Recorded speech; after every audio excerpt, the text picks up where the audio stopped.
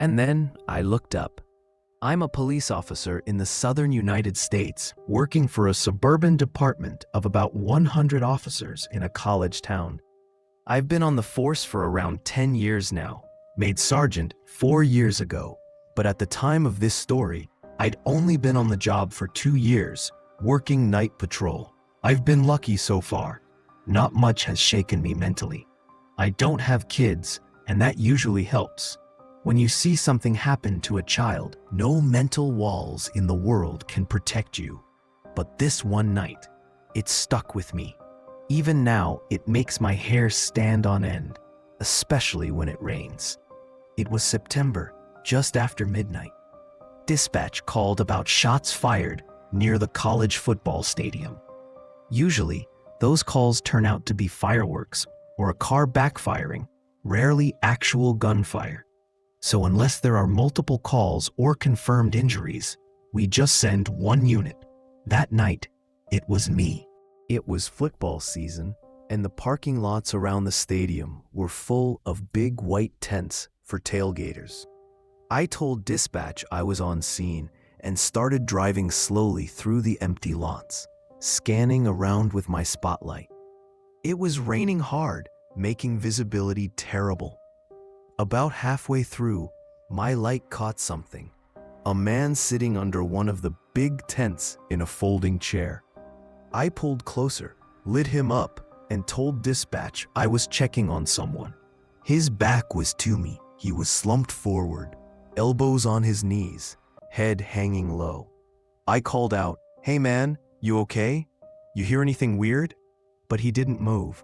I stepped closer, shining my flashlight directly on him. That's when I saw it, the outline of a shotgun lying next to him on the ground. He wasn't responding, and with that kind of call, I drew my weapon and told dispatch to hold the channel open. I kept calling to him, 30 feet, 20, 10, my heart pounding. My Glock's mounted light had him fully illuminated as I approached the tent. And that's when I saw it. His elbows were still on his knees, but his head was completely gone. He had shot himself, the blast so powerful it had blown his head clean off. And yet somehow, he sat there, as if he'd set the gun down beside him afterward, and leaned forward to think about what he'd done. I stood there, frozen. And then, even though I was under the tent with him, it felt like it was still raining. So I looked up, and what I saw made me wish I never had. I'm the sole survivor of a roller coaster that wouldn't stop for 12 hours. Last year, I learned the most important lesson of my life. Trust your gut. It was my day off, and I wanted to do something fun. All my friends were busy, so I decided to go to an amusement park alone. I've done it before and always had a great time. The park was nearly empty. For a Tuesday, it felt eerie. Too much space, not enough people. Still, I ignored the uneasy feeling and made my way toward my favorite ride, the Grim Reaper. It was nearly closing time, around 7:30 p.m., and I was excited for one last thrill. I'd met a guy earlier that day named Charlie. We'd been hanging out, riding together. He wanted to end on a different coaster, but after some convincing, he joined me for the Reaper. When we got in line, there were maybe 60 people ahead of us. By the time it was our turn, only 19 remained. The ride held 20 people. As the metal restraints came down over my shoulders, I felt trapped. Not excited, not safe, trapped. But I brushed it off. The operator gave us a thumbs up and yelled, "Ready for the Reaper?" Everyone cheered. Everyone except me. The coaster shot forward like a bullet and climbed its first hill. The drops, the loops, it was all familiar. Then people began dying. A man tried to escape his seat restraint at the top of the incline. He was ripped out of his seat and fell to his death. Another passenger suffered a heart attack. Screams filled the night. An hour in, everyone stopped yelling. We just accepted it. Then, a park employee's relative tried to override the control system. She pressed the seatbelt release button. It worked. 3 people fell to their deaths instantly. I was one of the unlucky ones whose belt came loose mid-drop. I held on for dear life, while Charlie beside me managed to click his back in. Hours passed. People died one by one, from fear, injuries, exhaustion. After 8 hours, only Charlie and I were left. Then a loose piece of metal tore into his arm, shredding it open. I tried to help, but there was nothing I could do. He bled out beside me, whispering a faint goodbye before the next drop. I was now completely alone. After nearly 12 hours, I realized the coaster had slowed slightly. Friction or damage, maybe. I took off my shoes, waited for the right moment, and threw them in front of the track. The ride stopped. I forced myself out of the restraint, jumped, and landed on a safety net below. I spent 3 weeks in the hospital. Broken bones, concussion, and trauma that'll haunt me forever. The park erased everything from the internet. No reports, no news, nothing. But I was there, and I'll never forget it. If you take anything from this, trust your gut. It might just save your life. Home alone with my old dog. This happened over 10 years ago, back when I was in high school. My parents were away at a wedding, and my brother was working the night shift. It was just me and our old beagle, Cecil. He was quiet and lazy, the kind of dog who'd rather nap on your lap than bark at the mailman. He never howled, never caused a fuss. Just pure comfort. That night, I planned to enjoy my alone time. PlayStation, pizza, Dragon Ball Z, and crash on the couch. Around 1 a.m. I'd just finished the last slice when I heard a bang in the alley. Cecil's head popped up, his hair standing on end. I shrugged it off at first. City noises happen. But then, another bang. Cecil did something I'd never seen before. He bolted toward the basement door, barking like a guard dog twice his size. I heard banging, louder this time, coming from the back door. That's when I realized someone was trying to break in. I ran upstairs, grabbed the wooden bat from under my bed, and raced back down. Cecil was at the door, barking like his life depended on it. Through the noise, I heard a man's voice say, "Oh," expletive, and then silence. The banging stopped. I didn't call the cops. Stupid, I know. I just sat up the rest of the night, gripping that bat, waiting. When my brother got home in the morning, we checked the basement door. It was so old that when we tugged it, the entire door fell off. Whoever was out there was one shove away from getting inside. But Cecil scared him off. He saved my life that night. Years later, when it came time to put Cecil down, I got a quiet moment with him before the injection. I thanked him for his friendship and for that night. I've got a wife and kids now. None of it would have happened without that old dog. Thanks, buddy. I miss you.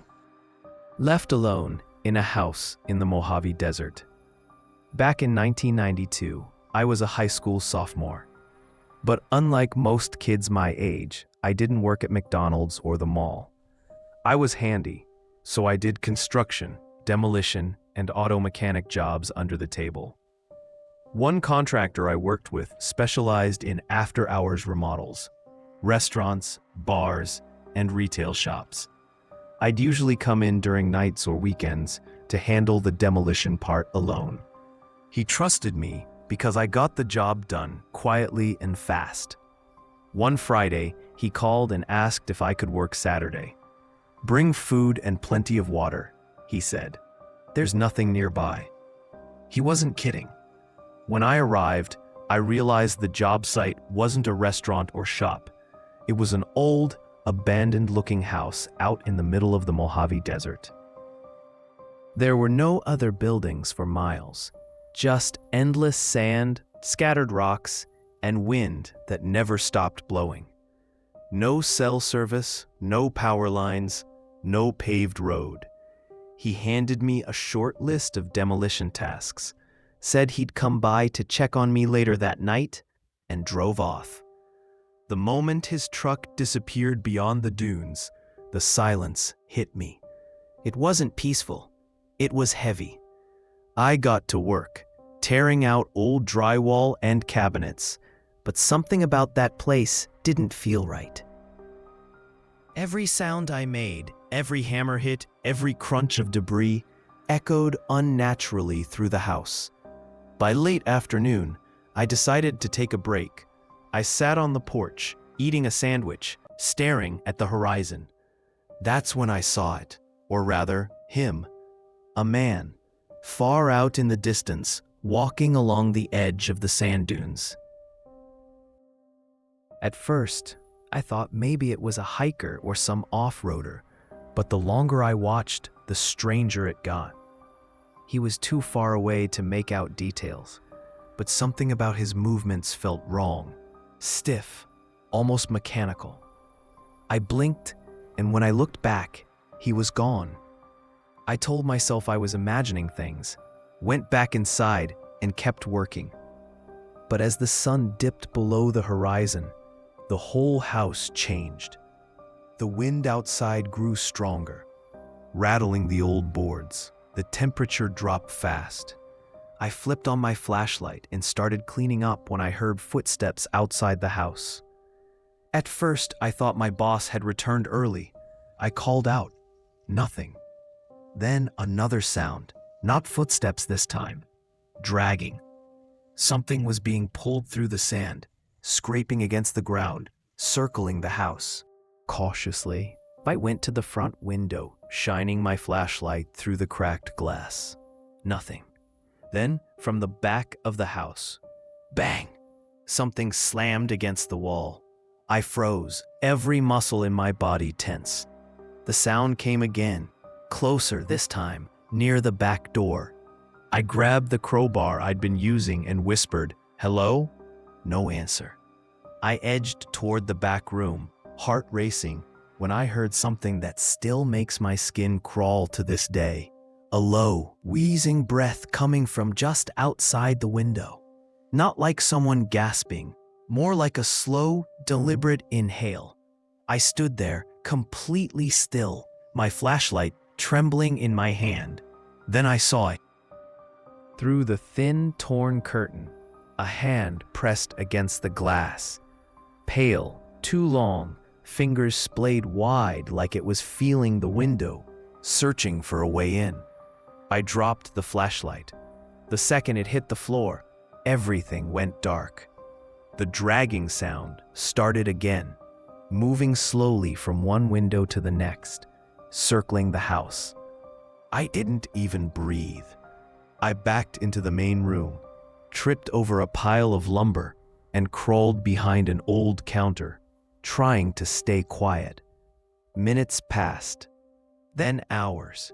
At some point, I must have passed out from exhaustion, because when I opened my eyes again, the sunlight was pouring through the windows. I checked outside. The sand around the house was covered in prints. Not boot prints, not animal tracks. Bare human feet, hundreds of them, all leading toward the house. When the contractor showed up later that morning, I told him everything. He just stared at me for a moment, then said, "Yeah, that's why no one likes working this site alone." He didn't explain what he meant, and I didn't ask. I never went back there again. But sometimes, when I drive through the desert and look out at those lonely old houses in the distance, I swear I still see that same figure, standing out in the sand, watching.